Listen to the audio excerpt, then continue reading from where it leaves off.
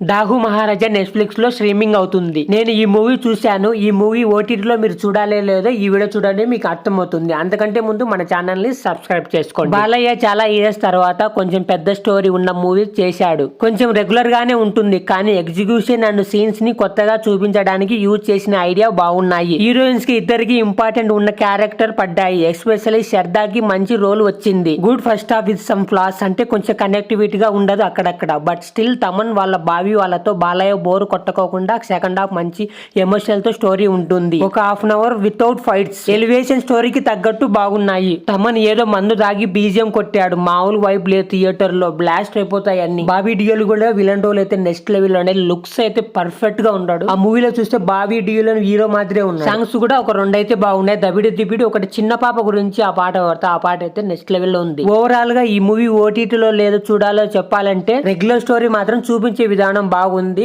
Thaman BGM కోసం అయితే ఖచ్చితంగా ఈ మూవీ చూడొచ్చు. నార్మల్ ఆడియన్స్ కి అబో యావరేజ్ కావచ్చు. బాలయ్య ఫ్యాన్స్ కి అయితే నెక్స్ట్ లెవెల్ లో ఉంటుంది. ఆ బీజియం పర్ఫెక్ట్ ఈ సినిమాలో అంతా. మీరు కామెంట్ లో చెప్పండి ఈ మూవీ చూస్తారా లేదో. ఇలాంటి లేటెస్ట్ రివ్యూస్ కోసం మన ఛానల్ ని సబ్స్క్రైబ్ చేసుకోండి.